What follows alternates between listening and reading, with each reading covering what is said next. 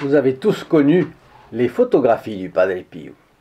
Mais hélas, nous n'avons pas des films du Padre Pio de près pour voir un petit peu comment bougeaient ses yeux, comment était son regard scrutateur et profond. Eh bien aujourd'hui, nous avons un Fioretti qui montre le Padre Pio. C'est un récit, ce n'est pas un film, mais c'est un récit fort intéressant sur la manière dont le Padre Pio était vu à travers son regard. Aujourd'hui, les yeux et le regard du Padre Pio. Chers amis fidèles du Padre Pio, bonjour, mon nom est Jean Goyard et vous assistez au programme sur les pas du Padre Pio.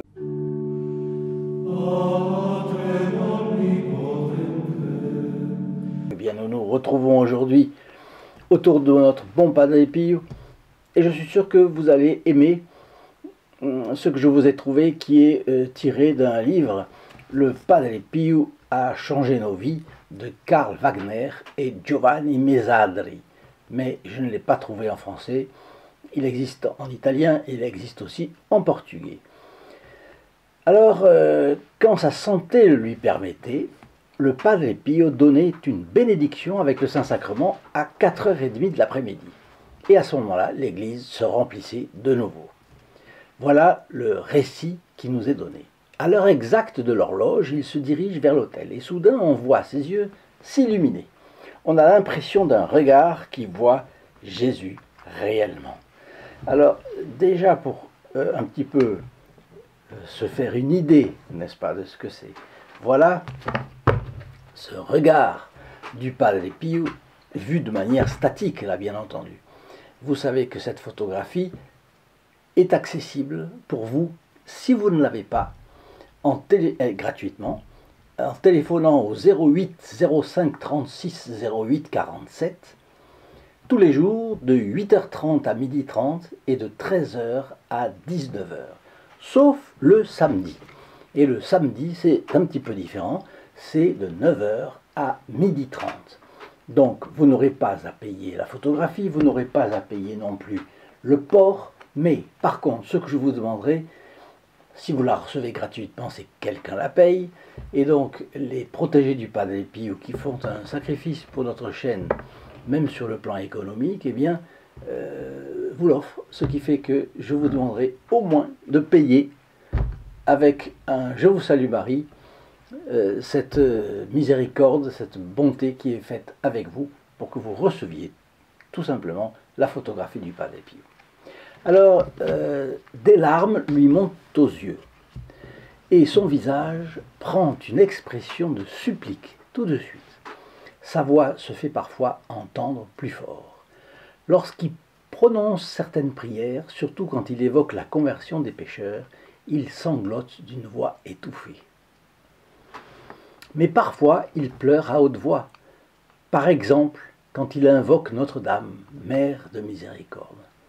Autrement dit, la miséricorde est tellement immense qu'elle le faisait pleurer d'admiration. Une chose m'a laissé un vif souvenir, c'est donc un des auteurs qui parle de ce livre. C'était en juin 1957 et j'étais à genoux tout près de lui. Il avait un regard pénétrant et son visage était à la fois suppliant et souffrant. Il pria pour obtenir la grâce et la miséricorde à notre dernière heure. Donc, pour tous ceux qui étaient là, pour la bénédiction du Saint-Sacrement. Et je l'ai vu soudain sangloter et pleurer. Cher lecteur, dit toujours l'auteur de ce livre, cher lecteur, n'oubliez donc pas ceux qui craignent pour leur dernière heure. Alors, je fais un petit commentaire, il pleurait et sanglotait de voir tant et tant de personnes allaient en enfer s'ils n'avaient pas le secours d'un prêtre, parce qu'ils avaient sur la conscience des péchés graves, pas encore confessés. Et il est vrai que c'est une charité à faire. Vous vous rappelez que sainte Thérèse de l'Enfant Jésus disait que on se souvient facilement des âmes des défunts, et elle se sentait touchée par l'état des agonisants auxquels presque personne ne pensait. Vous imaginez facilement les pensées des hommes à ces heures-là. Ils vont mourir. Ils regrettent parfois, c'est pas tous malheureusement, mais ils regrettent parfois leurs fautes et aimeraient avoir un prêtre auquel recourir. Et aujourd'hui, ce n'est pas facile d'avoir un prêtre au moment de la mort. Et parfois ils désespèrent. Ils désespèrent de la miséricorde de Dieu, pourtant prêt à tout pardonner dès lors qu'on lui demande pardon. Bien entendu. Vous savez que la condition pour être pardonné, c'est de demander pardon. Et à leur heure ultime, les hommes peuvent aussi regretter tout ce qu'ils ont eu l'occasion de faire de bien, et ils sont passés à côté sans l'avoir fait. Sainte Thérèse priait pour tous avec ferveur. Et on voit que le Padre Pio aussi. Alors vous connaissez le dicton « Qui pratique la miséricorde n'a pas peur de la mort quand l'heure vient ». Eh bien, c'est une grande miséricorde de faire connaître et aimer le Padre Pio. Tout ce que vous pourrez faire pour cela sera une œuvre de miséricorde. Chacun peut partager les vidéos. Et faites-le dans vos réseaux sociaux, dans vos pages. Et vous participerez ainsi à la miséricorde du Padre Pio. Et si vous voulez faire un pas de plus pour le Padre Pio, n'hésitez pas devant un petit sacrifice, même financier. Vous savez bien que notre chaîne est comme un petit bateau. Un de ces bateaux qui entreprennent une grande traversée. Alors nous avons des petits moyens, notre bateau est petit, et pourtant nous avons un océan à parcourir. Qu'est-ce que c'est que cet océan? Eh bien il y a tant et tant d'âmes qui seraient heureuses si le Padre Pio s'occupait d'elles. Certaines, je suis sûr, le Padre Pio prend l'initiative d'aller les chercher, puisque la Providence envoyait le Padre Pio. Donc les âmes ne le cherchaient pas et elles le trouvaient. La Providence l'avait fait comme ça. Mais il y a des âmes qui dépendent de votre effort à vous. Qui ira les chercher? Si Dieu a fait dépendre des âmes de votre effort, s'il veut la goutte d'eau de votre effort dans cette lutte entre lui et le démon, la donnerez-vous, cette goutte d'eau? Je suis sûr que vous serez reconnaissant au Padre Pio de vous en avoir fourni l'occasion, le moyen. Je vous donne donc rendez-vous sur le lien que vous verrez ci-dessous dans la description de cette vidéo, st-padre-pio.fr, et vous verrez les bénéfices formidables qu'il y a à être protégé du Padre Pio. Et en particulier la messe. La Sainte Messe, une fois par semaine, le vendredi à midi, dite pour vous spécialement. C'est convenu avec le prêtre célébrant. Alors mettez-vous sous la protection du Padre Pio. Le Padre Pio ne vous oubliera pas le jour où vous aurez besoin de lui, ça c'est certain. Lorsqu'il encense, alors c'est la reprise du Fioretti, lorsqu'il encense le Saint-Sacrement, le Padre Pio s'incline au point de presque toucher avec sa tête la marche de l'autel. Et l'auteur de ce livre donc en tire cette conclusion. On imagine combien un prêtre comme le Padre Pio, qui a vu, qui a contemplé notre Seigneur plusieurs fois dans sa vie, connaît bien notre néant devant Dieu, le néant de l'homme, de tout homme, du plus intelligent, du plus capable, de tout ce qu'on veut. Il a du mal à monter les marches de l'autel à cause des plaies qu'il porte aux pieds, Alors vous vous figurez aisément le Padre Pio légèrement chancelant, qui avance puis qui monte à l'autel. Et ça c'était toujours, c'était tous les jours. Aux mains, aux pieds, aux côtés, et vous savez, la 6e plaie à l'épaule. Et nous, dès qu'on a une petite contrariété de santé, on se plaint à soi-même. On devient vite la grand-mère de soi-même, ou le petit-fils ou la petite-fille de soi-même, n'est-ce pas?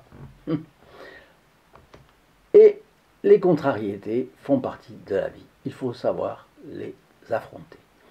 Et puis les douleurs et les souffrances, la santé, les problèmes financiers. Ouh là là, il y en a. Alors évidemment, il faut savoir que lorsque le Padre Pio simplement marchait, eh bien, il avait mal. Lorsqu'il prend l'ostensoir dans les mains, on se rend compte qu'il a les larmes aux yeux. Il semble parler à notre Seigneur à voix basse. Pendant la bénédiction, il recommande au Dieu caché sous l'apparence de l'hostie. Il recommande au Dieu caché toutes les prières et les nécessités que le peuple lui a transmises verbalement ou par écrit. Quand on demande au Padre Pio, il ne vous oublie jamais. Il se fait votre porte-parole auprès de Notre-Dame et de son divin Fils. Quel atout pour vous si vous êtes dans les petits papiers du Padre Pio. Pensez-vous à ça? Donc il faut être dans les petits papiers du Padre Pio, c'est la conclusion.